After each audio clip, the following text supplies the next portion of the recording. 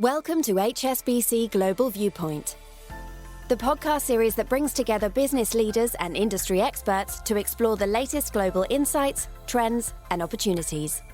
Make sure you're subscribed to stay up to date with new episodes. Thanks for listening, and now on to today's show.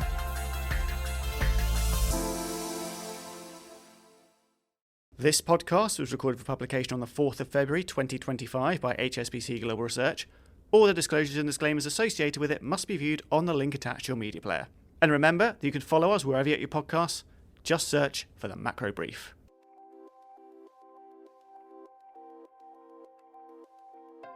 Hello, I'm Piers Butler and welcome to the Macro Brief. There's only one place to start. This week, President Trump announced his intention to impose sweeping tariffs on Canada, Mexico and China. This moved financial markets, sending them initially lower and the dollar stronger. And although the tariffs on Canada and Mexico have been delayed, China has retaliated with its own measures. It's a fast-moving situation, so to discuss where we stand now and the possible implications, here in London I'm joined by trade economist Shanella Rajanayagam and Dara Ma, senior FX strategist. We also have Fred Newman, chief Asia economist, joining us from Hong Kong. Shanella, let's start with you and let's recap what's actually been announced and what's still being considered. That's right, Piers. There's been so much that's happened just in the last few days alone. But to take a bit of a recap, on Saturday, President Trump announced 25% tariffs on Mexico and Canada, a 10% tariff on energy imports from Canada, and a 10% tariff on imports from China. In addition, he pledged to remove the de minimis treatment, which is basically a customs exemption for low-value shipments into the US from these economies. He also pledged to retaliate further if these countries do increase tariffs of their own on US exports. But there have been some developments since then. Notably, on Monday, President Trump agreed with Mexico and Canada to delay their tariffs by 30 days, following calls with leaders of both these markets. Basically, Canada and Mexico agreed to step up border enforcement to tackle illegal immigration and drugs flows into the US. However, that means that the 10% tariff on China did indeed go into effect. And as a result, China has retaliated.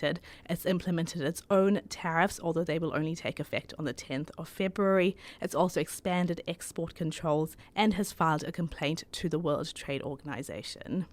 So, Fred, what do you make of China's response?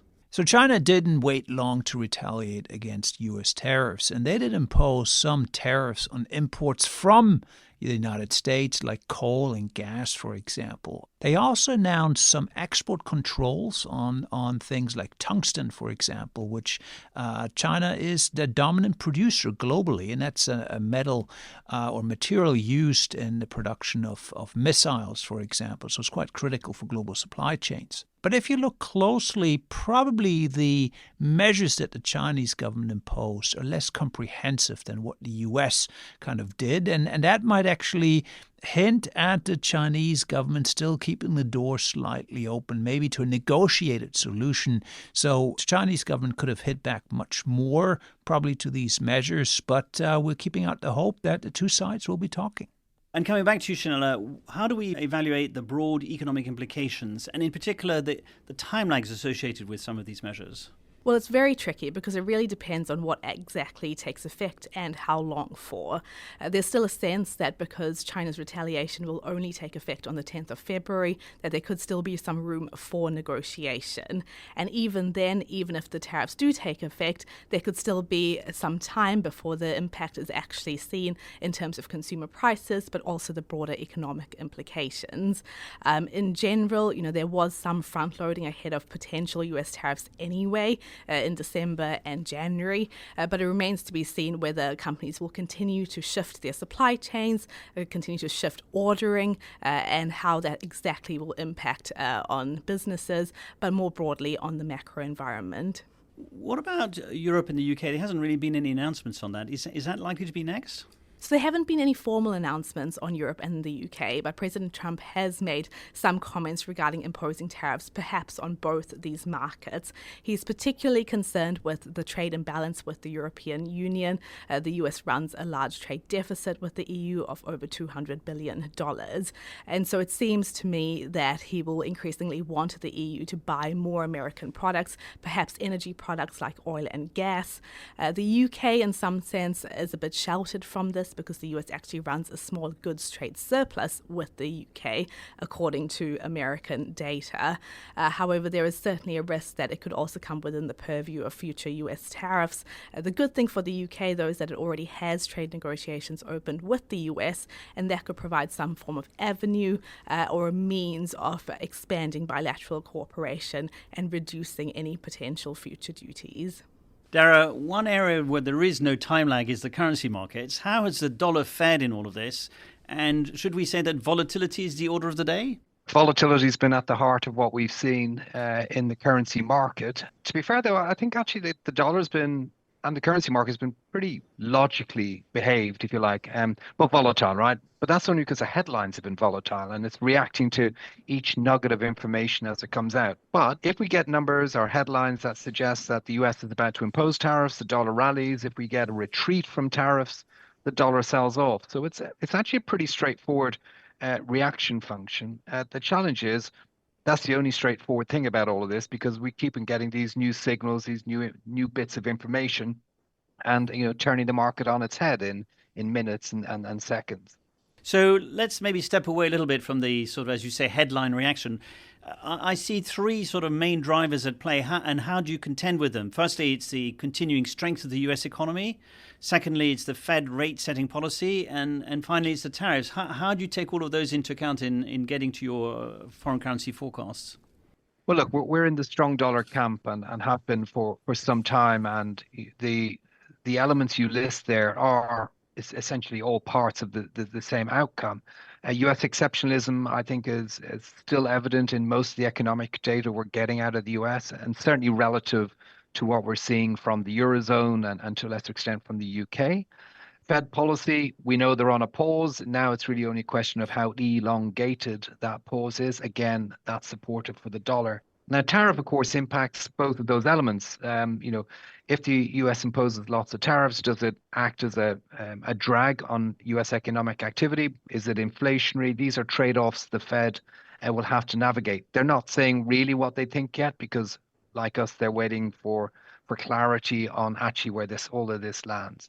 But there's nothing we're hearing that I think kind of challenges our dollar bullishness in a big way. And if anything, if we begin to see, as Chanel has raised the specter of tariffs on the likes of the Eurozone, an economy already struggling, it really can ill afford to have an export headwind coming from the US. And Fred, from a broader perspective, how has China's economic growth strategy evolved to take into account the threat of tariffs, not just from the US, but from other regions? As a result of the first Trump administration, when we saw the rise in tariffs, and to be fair, during the Biden administration, we also saw certainly an increase in trade restrictions in terms of imposed by the U.S. on imports from China. So it's been an 8-year process plus where we see actually the U.S. trying to wean itself off a little bit from imports from China. What China has done really is to redirect trade flows to other parts of the world, particularly Southeast Asia, which is now its largest export market, Europe in part, other emerging markets. And that's just a natural byproduct. In fact, Chinese exports have continued to reach record highs year after year after year. And so it's not as if China's export engine has completely been brought to a halt. The other thing that we see, apart from redirecting exports to other parts of the world, is we see Chinese companies invest much more in other parts of the world. So trade is one thing, but foreign direct investment coming out of China into Vietnam, into Brazil, into Saudi Arabia is another element of the strategy of diversifying away from over-dependence on the U.S. as an economic market.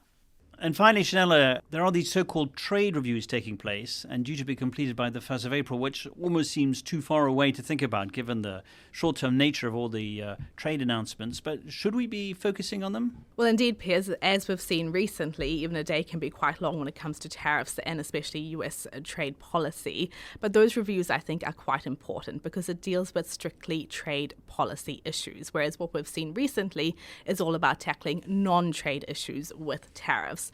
So the reviews, for example, they set out actions for the Trump administration to look into the causes of the US's large and persistent trade deficits, calls for a public consultation process to start regarding the USMCA, the United States' trade agreement with Mexico and Canada, that review that's due by the middle of next year. And it also looks to investigate compliance of China with the Phase 1 trade deal. So there could certainly be some actions and findings that come out of these reviews, perhaps leading to more tariffs and more trade protectionism, particularly with regards to China, but also Europe. Well, I think that's all we've got time for today. Chanella, Dara and Fred, thank you for joining us today. Thank you. Thank you. Thank you very much. So that's the story so far on Tuesday afternoon on the 4th of February 2025. If you're an HSBC client, remember that you can download the HSBC Global Research app where you can keep up to date on all our latest research. You can find it on Apple's App Store or Google Play. And if you have any questions or comments about anything we've talked about today, please email us at askresearch@hsbc.com. And finally, a quick notice that the Extel Survey 2025 is underway. If you're an HSBC client participating in it and you've valued our service and insight, please consider voting. It only takes a few minutes. The survey is already open and runs until the 14th of February. Head to extelinsights.com for more information. So that's it for this week. Remember to follow the Macro Brief wherever you get your podcasts.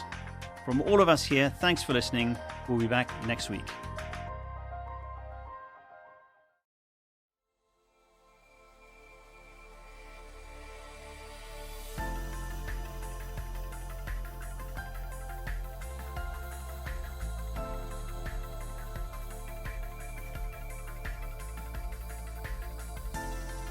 Thank you for joining us at HSBC Global Viewpoint. We hope you enjoyed the discussion. Make sure you're subscribed to stay up to date with new episodes.